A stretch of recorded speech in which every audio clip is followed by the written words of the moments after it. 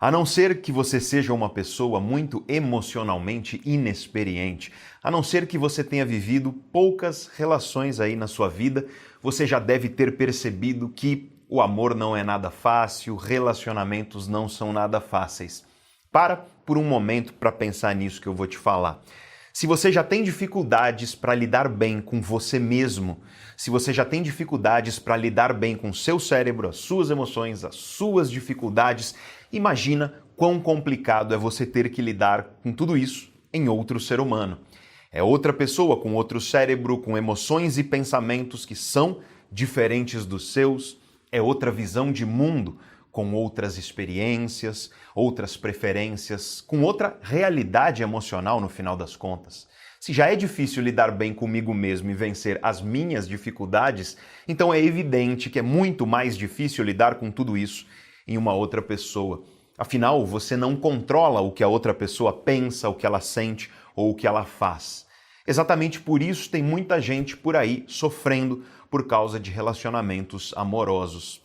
Seja porque foi rejeitado por alguém, ou porque foi largado de fato por alguém, ou porque as coisas andam difíceis no relacionamento, ou porque a pessoa foi traída e não sabe agora o que fazer, ou porque o amor acabou na relação e você não sabe o que fazer agora que não sente mais a mesma coisa, ou porque a pessoa está numa relação abusiva e não sabe como sair dessa relação que só lhe faz mal. Enfim, eu poderia continuar aqui com a lista de problemas que as pessoas enfrentam nas relações e eu ficaria o vídeo inteiro falando só disso.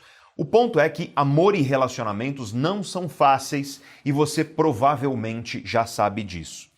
A questão é que, apesar deles não serem fáceis, eles podem se tornar muito mais difíceis e às vezes até impossíveis se você não encarar algumas duras verdades. Essas verdades não foram inventadas por mim.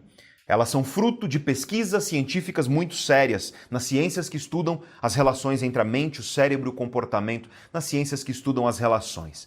E se você não aprender essas duras lições sobre amor e relacionamentos, é bem provável que a sua vida afetiva seja muito mais sofrida do que ela deveria. E o que eu quero te ensinar no vídeo de hoje é justamente isso. 11 duras lições que a ciência nos ensina sobre o amor e os relacionamentos.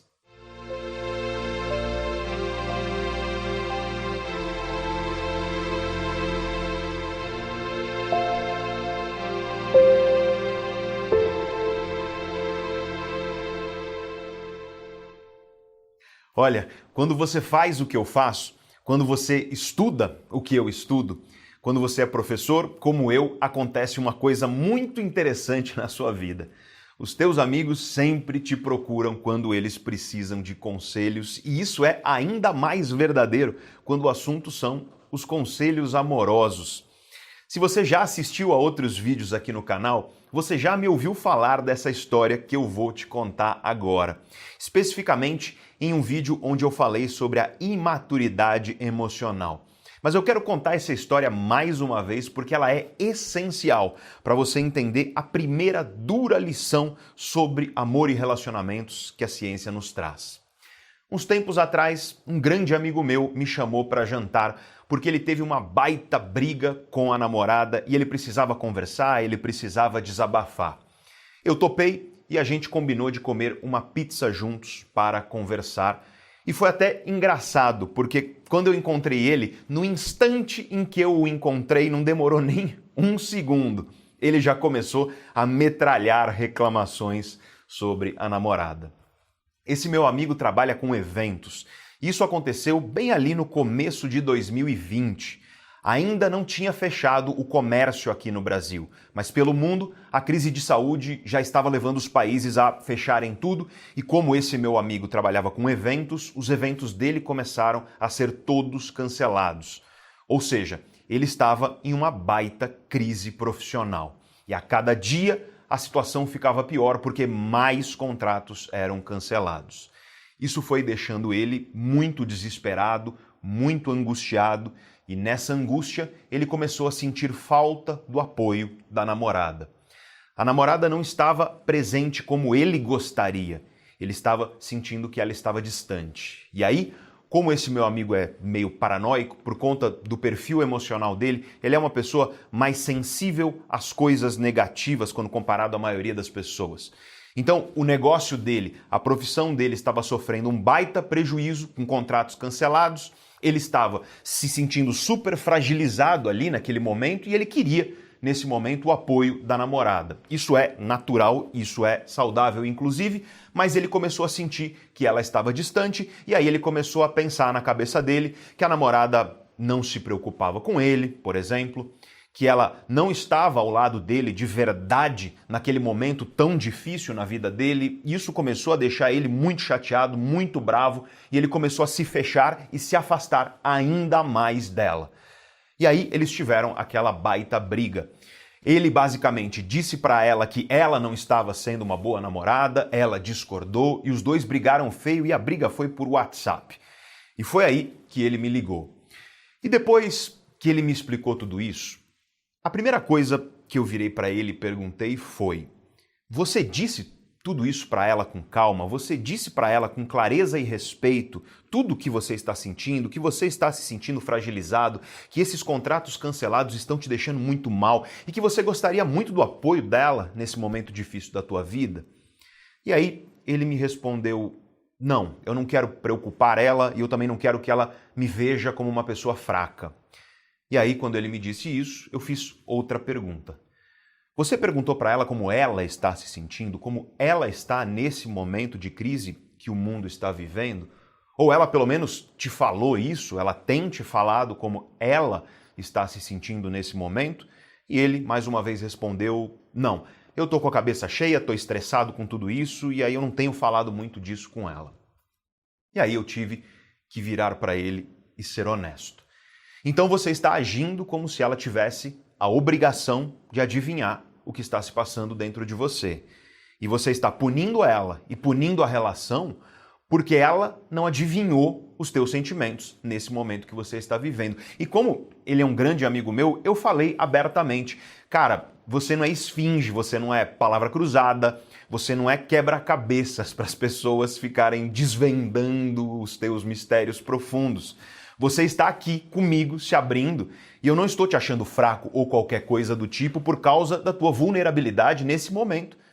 Se a sua namorada te ama de verdade, ela também vai entender isso, assim como eu entendo. Mas para isso você precisa dialogar, você precisa explicar para ela o que você está sentindo, o que você está pensando. E aí, quando ela souber do que você está sentindo, aí talvez ela se faça mais presente nesse momento na sua vida. Mas o que não faz sentido nenhum é você presumir que ela deve adivinhar os teus sentimentos e os teus pensamentos. E essa é a primeira dura lição sobre amor e relacionamentos que eu quero trazer aqui para você. Ninguém é obrigado a adivinhar o que você está pensando ou sentindo. Aprenda a se comunicar de maneira honesta e saudável, com empatia e respeito. E que esse respeito seja perante o outro, mas também você mesmo e os seus valores. Porque esconder os seus pensamentos, esconder os seus sentimentos, esperando que as outras pessoas leiam a sua mente, essa é uma postura imatura e perigosa. Saiba, isso fatalmente vai destruir as suas relações mais importantes. Os estudos científicos sobre relações amorosas mostram isso de maneira muito clara. Casais que permanecem juntos e felizes, cada vez mais fortes e felizes juntos, são casais que sabem dialogar. E dialogar significa compartilhar o que você pensa e o que você sente. Com respeito e carinho, é claro, porque tem gente que vomita aquilo que pensa e sente com agressividade, como que para machucar o parceiro, como que para ofender a parceira, e não é disso que eu estou falando aqui. Diálogo exige empatia. Diálogo exige que você compreenda um fato que muita gente simplesmente não percebe. Porque o mundo parece ser um só aí para você. O mundo está aí, você está vivendo nele. Mas o mundo não é um só. O mundo é um mosaico de desejos e emoções diferentes, convivendo umas com as outras, algumas vezes de maneira harmoniosa, outras vezes em conflito de fato. Eu sei que parece complicado e filosófico demais, mas deixa eu te explicar porque isso é muito fácil de entender. Vamos imaginar a seguinte história. Hoje eu acordei e o meu desejo era tomar um café e comer um pãozinho fresco. Na mesma hora em que eu acordei, uma mulher que mora no meu bairro acordou também. O pai dessa mulher faleceu recentemente e ela precisa ir ao cartório aqui do bairro. Eu desço o elevador do meu prédio, eu caminho pelo nosso bairro. Essa mulher desce o elevador do prédio dela e caminha pelo nosso bairro. Quando eu chego à padaria, o cheiro de pãozinho fresco me enche de alegria e desejo, porque finalmente eu encontrei aquilo que eu buscava. Essa mulher passa pela mesma padaria, que fica no caminho até o cartório. Mas o cheiro de pão fresco lembra ela do pai. Eles tomavam café da manhã juntos todo domingo, naquela mesma padaria. E agora, o pai dela não está mais aqui. Aquele cheiro de pão fresco enche ela de tristeza e saudade. Ela começa a chorar e segue chorando até o cartório. O desejo dela é não ter perdido o pai. O desejo dela é não estar passando por aquele sofrimento terrível. O meu desejo é comer um pão fresco e tomar um café. No meu mundo, aquele cheiro é alegria, é desejo. No mundo dela, aquele mesmo cheiro é tristeza e saudade. Isso nos ensina essa importante lição. Cada ser humano é um mundo, cada cérebro é um mundo, um universo de desejos e emoções. Às vezes, esses universos convivem em harmonia. Você e a sua namorada, apaixonados, um desejando o outro, um se alegrando com a mesma coisa que alegra o outro. Às vezes, esses universos entram em conflito. Meu amigo e a namorada dele, naquela briga entre eles, por exemplo. O ponto é que o seu mundo é diferente do meu. O mundo do meu amigo é diferente do mundo da namorada dele. E os nossos mundos são diferentes dos mundos de todas as outras pessoas por aí. Cada ser humano é um universo emocional. E isso nos traz a segunda dura lição sobre o amor e os relacionamentos. As suas dores, os seus desejos, as suas emoções geralmente serão muito maiores, muito mais importantes e muito mais reais para você do que para os outros. Você vive aí atrás dos seus olhos, você sente cada segundo, cada pedacinho das suas angústias, você sente cada milímetro da sua frustração, dos seus desejos, dos seus anseios. Afinal, você vive aí, no seu mundo. Mas como eu disse, o mundo do outro é diferente. O seu parceiro, a sua parceira, não vive aí dentro de você. Ninguém, aliás, é capaz de sentir as tuas dores e frustrações e desejos e anseios. Você vive 24 horas por dia, 7 dias por semana, 365 dias por ano. Por todos os anos da tua vida, durante toda a tua existência, você vive aí, dentro de você, no seu mundo. E aí, eu te pergunto, o que as outras pessoas sabem do seu mundo? Ora, elas sabem só aquilo que elas veem, o que elas presumem com base no que elas veem de você. E elas sabem o que você fala também, o que você escolhe dividir do seu mundo com elas. Todo o resto ficará para sempre escondido aí dentro de você. E a mesma coisa vale para o teu parceiro, para a tua parceira. Você não vive o mundo da pessoa, você não sabe de tudo o que está se passando lá dentro da mente dessa pessoa. Você acha que sabe algumas coisas porque, em primeiro lugar, você observa, você ouve o que a pessoa diz também e isso te dá alguma ideia, mas no fundo você sabe muito pouco. A prova disso é a quantidade de relacionamentos que, quando acaba, alguém na relação fica muito surpreso. Nossa, minha namorada terminou comigo do nada. Nossa, o meu namorado me largou e já engatou em um outro relacionamento romântico do nada. Ora, do nada para você, porque para a pessoa ela já estava lá no mundo dela, saboreando a ideia daquele término há muito tempo, provavelmente. E é claro que tem gente que mente, que engana, que finge, mas o meu ponto aqui é que cada ser humano é um universo e cada um de nós vive no nosso próprio mundo. E isso significa que as suas dores, os seus desejos, as suas emoções geralmente são muito maiores, muito mais importantes e muito mais reais para você do que para o outro. Você só vai ter acesso a um pedaço do mundo da outra pessoa. E só tem um jeito de você acessar isso de verdade, que é dialogando. E não existe diálogo quando você não sabe ouvir. Só que eu preciso falar uma coisa muito importante aqui sobre o diálogo.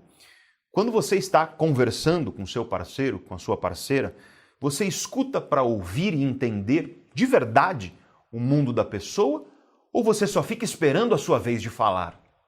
Porque nós vivemos em um mundo que só quer falar. As redes sociais, ou pelo menos a maioria delas, são espaços de afirmação. Todo mundo quer falar, dar sua opinião, mas ninguém quer ouvir.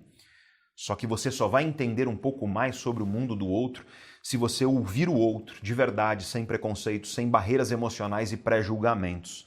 Existem estudos científicos interessantíssimos que mostram que quando você está ouvindo de verdade uma pessoa sem pré-julgamentos, ocorre aquilo que a ciência chama de acoplamento entre cérebros. Em inglês é brain-to-brain coupling.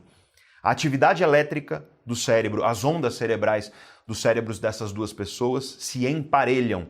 É como se fosse um cérebro só funcionando.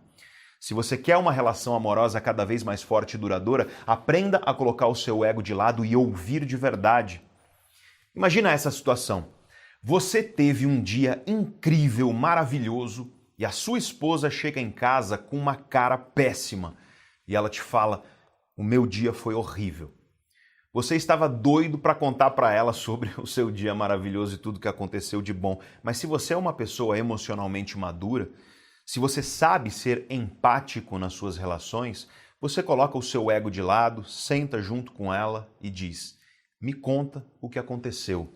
E aí você ouve de verdade, com paciência, com atenção, não se preocupando em falar.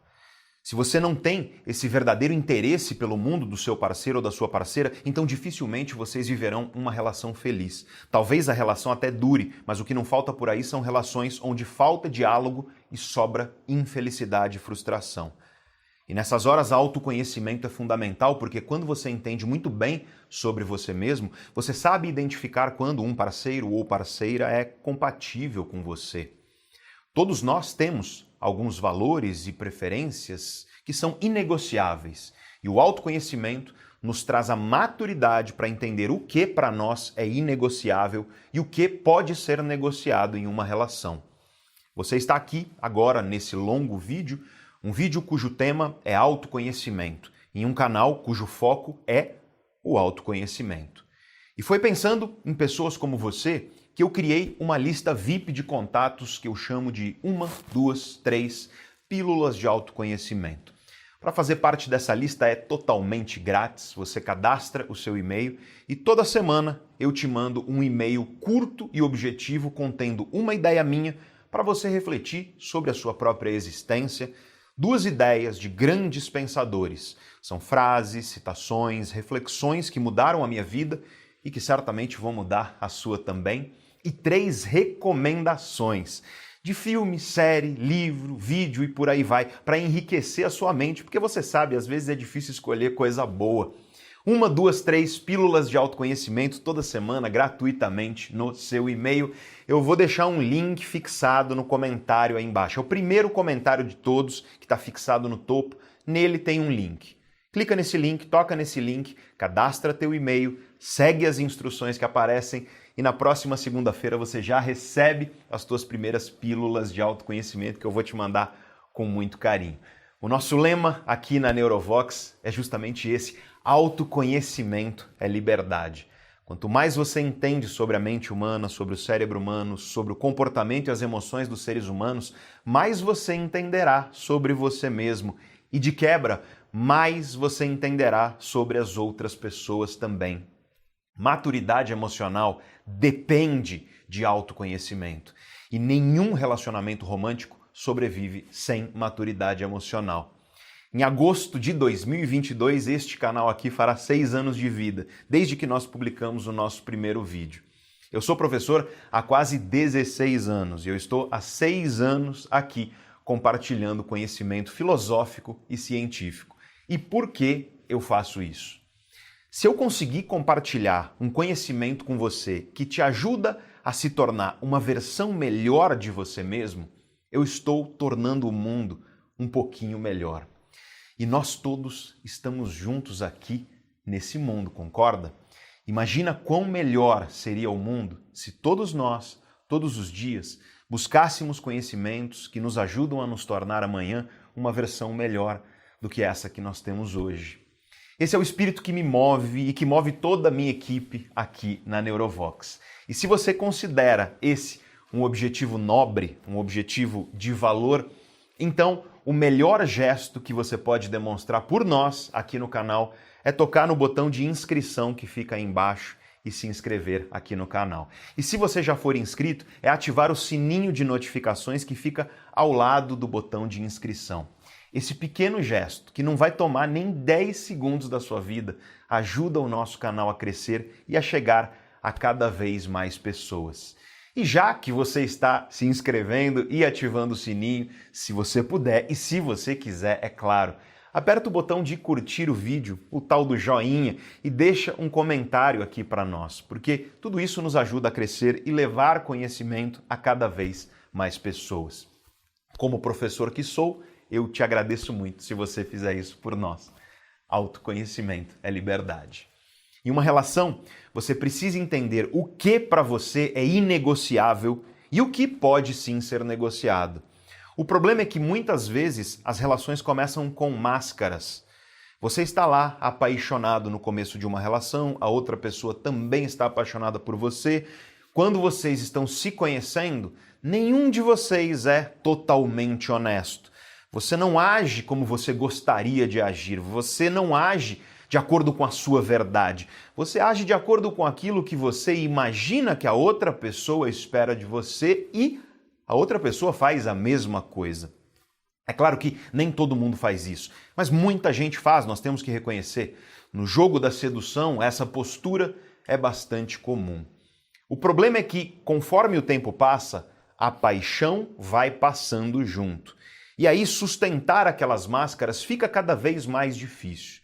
Depois de um tempo, talvez você perceba que aquela pessoa que está ao seu lado é bem diferente da pessoa pela qual você se apaixonou.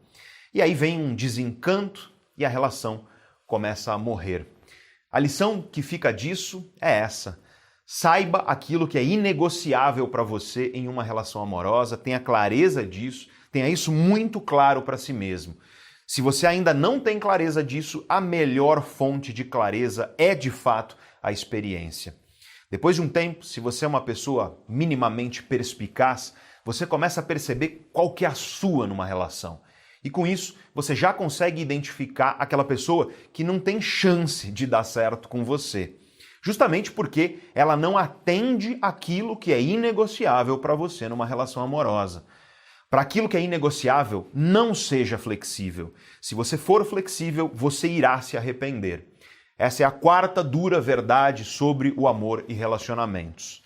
É claro que toda relação exige flexibilidade, toda relação exige alguma medida de flexibilidade, mas todos nós temos valores e preferências e elementos inegociáveis dentro de uma relação. E quanto mais isso ficar claro para você, menos você vai se frustrar em uma relação amorosa. E isso me leva à quinta dura lição sobre amor e relacionamentos. Os opostos não se atraem e dificilmente eles permanecem juntos. Quanto a isso, os estudos científicos também são bastante claros. Estatisticamente, as pessoas tendem a se atrair por pessoas semelhantes a elas. E mesmo quando nós nos atraímos por alguém muito diferente, isso costuma acontecer porque você criou na sua cabeça a ilusão de semelhanças que, na verdade, não existem. Gente, isso é muito, muito comum. Você já deve ter me ouvido falar que a paixão é um estado enebriado, eufórico, irracional. Ficar apaixonado é meio como ficar bêbado do ponto de vista do cérebro. E quando nós estamos apaixonados, muitas vezes acontece um certo delírio dentro de nós. Nós começamos a enxergar semelhanças onde elas não existem. Afinal, é gostoso você sentir que aquela pessoa pela qual você está apaixonado é super compatível com você. Mas isso muitas vezes é um delírio, uma ilusão criada por um cérebro apaixonado. Isso é como a névoa pela manhã. Cedo ou tarde vem o sol, a racionalidade bate e a névoa dissipa. E aí você descobre que aquela pessoa é bem diferente de você e bem diferente daquilo que você tinha fantasiado e idealizado na sua cabeça. E aí começam os desentendimentos e as frustrações e por aí vai. Quanto a isso, os estudos científicos são também bastante claros. Os relacionamentos que tendem a durar mais tempo tendem a ser aqueles em que as pessoas têm mais semelhanças do que elas têm diferenças entre elas. Semelhanças de personalidade, de preferências, de gostos, de valores e por aí vai. Eu não estou dizendo aqui que relacionamentos entre pessoas que são muito diferentes não dão certo e ponto final. Eu estou dizendo que quanto mais diferente a pessoa for de você, mais difícil será você manter uma relação feliz e duradoura. Existem exceções, mas de maneira geral é isso que os estudos científicos têm observado há décadas. E aí vem a sexta dura verdade sobre amor e relacionamentos. Desejo e compatibilidade física, compatibilidade sexual são muito importantes. Os seres humanos são diferentes e muitas vezes a diferença ocorre em termos de apetite e comportamento sexual. Em um casal, quanto mais a pessoa ao seu lado for compatível com você nessa área, ou seja, o desejo dela é mais ou menos como o seu, vocês se sentem satisfeitos um com o outro nessa área da vida, mais provável será que a relação entre vocês dure. Quando existe uma grande incompatibilidade nessa área, a insatisfação vai se acumulando conforme o tempo passa e fatalmente vocês começarão a se desentender. Mas aqui também vale o que eu disse antes. Ninguém é obrigado a ler os seus pensamentos e adivinhar os seus desejos. E aqui entra mais uma vez o papel do diálogo, a importância do diálogo. Agora vamos à sétima dura lição sobre o amor e os relacionamentos.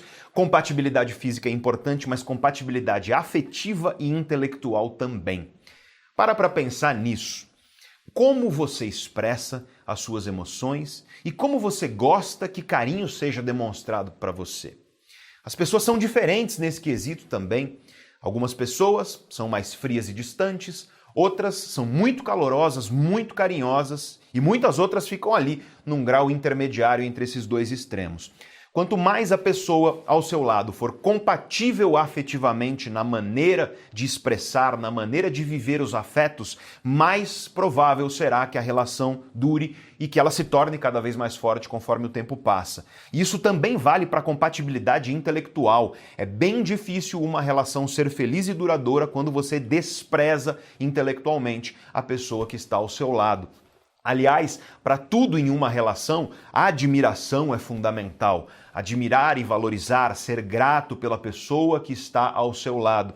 Essas coisas são um poderoso combustível para que a relação amorosa seja cada vez mais forte e feliz.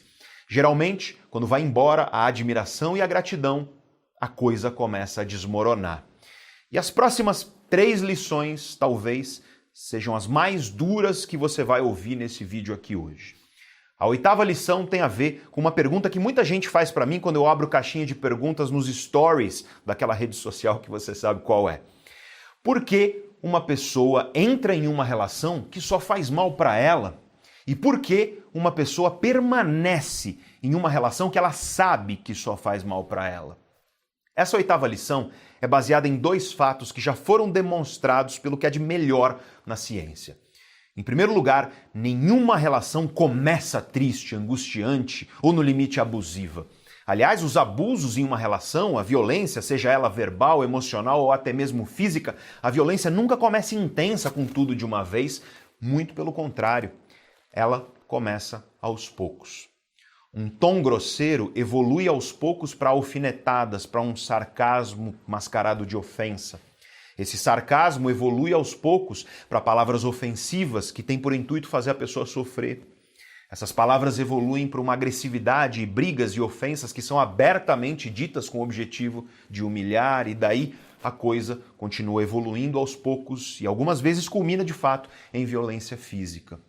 Nenhuma violência começa de maneira intensa numa relação, com tudo de uma vez. A violência vai evoluindo, crescendo em doses homeopáticas. E quem diz isso não sou eu, mas é o maior pesquisador sobre a maldade que existe. O professor da Universidade de Stanford, o psicólogo Philip Zimbardo. Ele tem um ótimo livro sobre isso, é um livro enorme, não muito fácil de ler, mas é muito bom. O livro é chamado Efeito Lúcifer, caso você tenha interesse. Então veja que aqui nós começamos a responder aquelas 2 perguntas. A primeira pergunta é: por que uma pessoa entra em uma relação que só faz mal para ela? Ora, é porque quando ela entrou, a coisa ainda parecia que seria minimamente saudável. E as angústias foram se acumulando aos pouquinhos com o tempo, até culminar no que está acontecendo hoje. E aí nós temos a segunda pergunta: por que uma pessoa permanece em uma relação que ela já sabe que só faz mal para ela? E eu te digo, é por medo de mudar, medo de sair dessa relação. O nosso cérebro odeia incertezas e o medo é um desejo de segurança. Por medo, nós aceitamos permanecer em relações e projetos e situações que nós sabemos que só nos fazem mal. Nós preferimos continuar sofrendo porque esse sofrimento é conhecido e familiar. E aquilo que é familiar, até mesmo um sofrimento, nos parece mais seguro do que navegar pelos oceanos desconhecidos da mudança.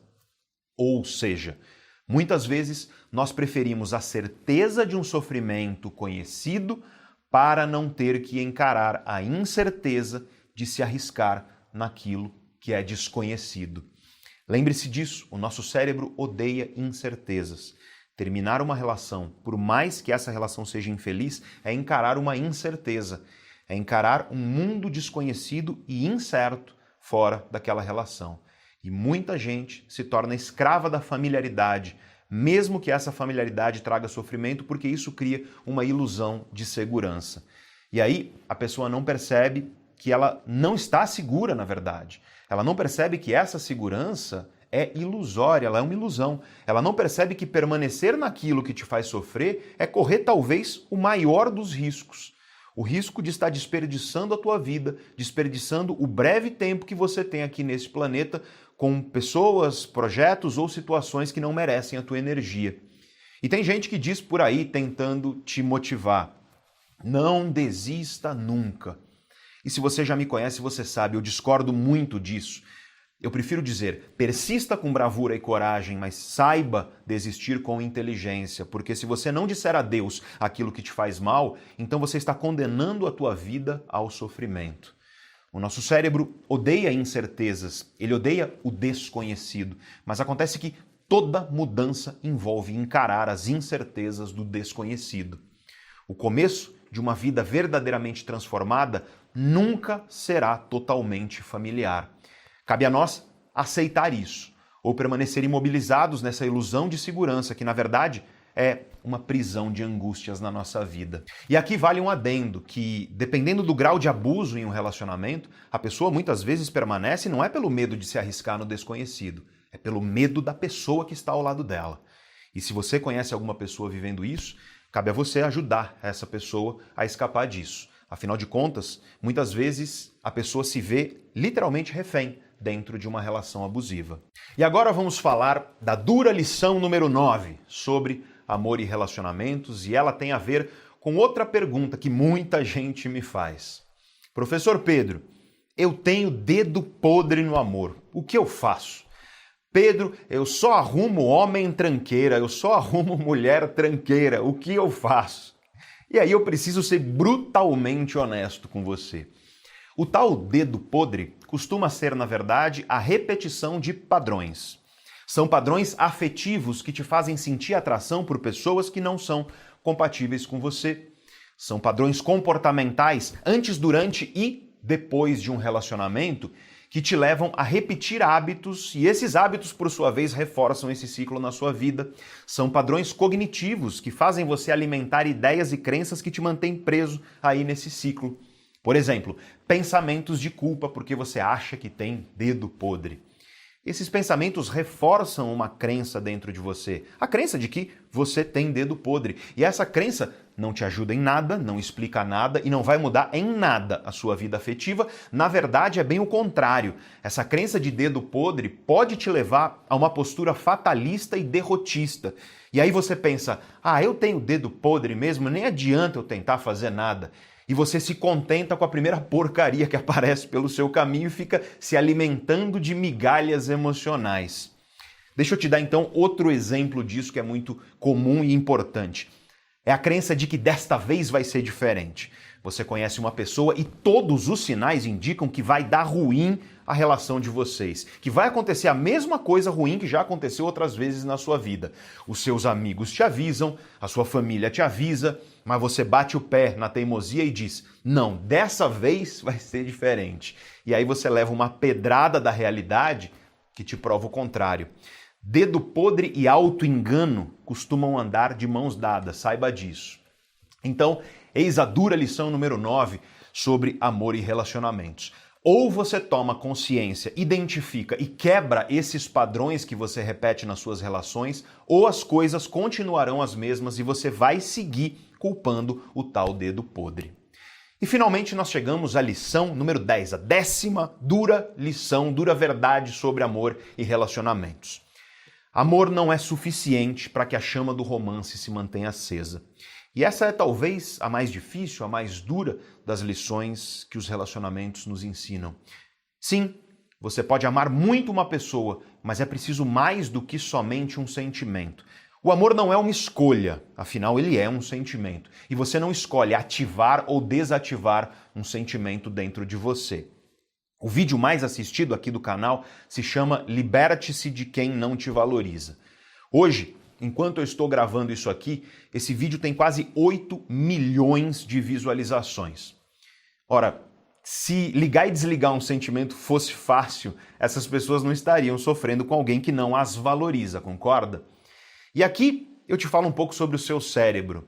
Você não é capaz de voluntariamente desligar ou ligar um sentimento dentro de você. Não existe essa possibilidade no cérebro, isso é neurofisiologicamente impossível. O amor é um sentimento e, portanto, ele não é uma escolha, mas manter esse amor vivo, desenvolver e construir uma vida para que esse amor se torne cada vez mais forte, agir para que esse amor seja valorizado e apreciado, isso tudo é sim uma escolha. Você pode escolher dialogar, ouvir com empatia, valorizar e ser grato pela pessoa que está ao seu lado, ou você pode escolher negligenciar. Tratar essa pessoa como se ela fosse um vaso de samambaia que vai estar lá sempre à tua disposição. Cedo ou tarde, a pessoa vai embora e aí você vai ter que conviver com o buraco de arrependimento que vai sobrar aí no seu peito quando essa pessoa não estiver mais na sua vida. O amor não é suficiente, ele precisa de comprometimento, compromisso com a relação para que ela se torne cada vez mais forte. Só que mesmo quando você tem esse comprometimento e esse compromisso, o amor nem sempre é suficiente. Às vezes as coisas mudam, às vezes você muda, às vezes a pessoa que está ao seu lado muda. Às vezes vocês dois mudaram. Vocês se amam muito. Vocês se respeitam e se esforçam para que essa relação seja cada vez mais forte. Vocês são gratos um pelo outro, admiram um ao outro, dialogam e compartilham e crescem juntos como seres humanos. Mas vocês percebem que ficar juntos já não faz mais sentido. Vocês percebem que mesmo com todo esse amor e comprometimento, aquela relação já não faz mais sentido. Você percebe que o maior gesto de amor que você pode oferecer àquela pessoa é colocar um ponto final na relação, para que vocês dois possam seguir mais felizes, mais fortes, só que cada um pelo seu caminho. Vocês percebem que esse adeus, e não é um adeus definitivo, não é um adeus um ao outro e ponto final, mas é um adeus ao casal, um adeus ao romance. Vocês percebem que esse adeus é necessário para que cada um de vocês siga ainda melhor e mais feliz por outros caminhos. E não tem problema nenhum nisso. Porque não é que o amor morreu nesses casos, ele apenas mudou. E como disse a Marisa Monte, tudo que se sabe sobre o amor é que ele gosta muito de mudar. E se a mudança significa que você precisa seguir sozinho, que a pessoa ao seu lado precisa seguir sozinha, cabe então a vocês respeitar isso. Não será gostoso, nem fácil, nem simples. Mas se é necessário para que você siga por um outro caminho, um caminho que faz mais sentido para a tua vida, para o projeto que você tem para a sua vida, então essa é uma decisão importante. Eu creio que isso só acontece com pessoas mais emocionalmente maduras de fato. Um grande número de pessoas termina suas relações de maneiras bastante conflituosas, digamos assim. Muita gente por aí adora sair falando mal do ex-namorado, da ex-namorada. Ah, o meu ex-namorado era um canalha. Ah, a minha ex-namorada era uma maluca. Enfim, você já deve ter ouvido as pessoas falando mal por aí de ex-namorado, ex-namorada, homens e mulheres, e talvez você faça isso. E sobre isso, eu te digo duas coisas. Primeiro, se dentro de você mora uma angústia, uma raiva, um ressentimento perante um ex-parceiro ou uma ex-parceira, então talvez você tenha sentimentos mal resolvidos aí dentro de você. Quão separado você realmente está de uma pessoa quando dentro de você ainda mora um monte de coisa ruim a respeito dessa pessoa? No fim das contas, um pedaço dessa pessoa ainda está morando aí dentro de você, inquilino da tua vida emocional, contaminando as tuas memórias com essa necessidade de depreciar uma pessoa que esteve lá ao seu lado. E em segundo lugar, se você tem o hábito de falar mal das pessoas do seu passado, o que isso me diz sobre você? Afinal, você escolheu se relacionar com essa pessoa. Você aceitou essa pessoa na sua vida. Ninguém te obrigou a namorar ou a casar com essa pessoa. E claro que essa pessoa pode ter te enganado e se mostrado um monstro conforme a relação progrediu. Mas sempre que alguém fala mal de todos ou de vários ex-parceiros ou ex-parceiras, eu te confesso que acende dentro de mim uma certa desconfiança. Afinal, se a maioria das pessoas com as quais você se relacionou foram pessoas más, pessoas ruins, será que essas pessoas eram realmente más? Ou será que, quando um relacionamento termina na tua vida, você convence a si mesmo de que você fez tudo direitinho, tudo corretamente, de que você é um parceiro ou uma parceira incrível, imaculado, e que, portanto, foi o teu parceiro, a tua parceira que errou, é o vilão, que é responsável pelo término da relação? Sim, existem relacionamentos abusivos e pessoas canalhas. Eu não estou aqui negando isso. Mas não é a maioria das pessoas que é assim definitivamente. Tirando esses casos, todo término de relacionamento tem uma pitada de responsabilidade dos dois lados. Às vezes mais por um lado do que para o outro e às vezes é bastante equilibrado. Mas eis a última dura lição sobre amor e relacionamentos.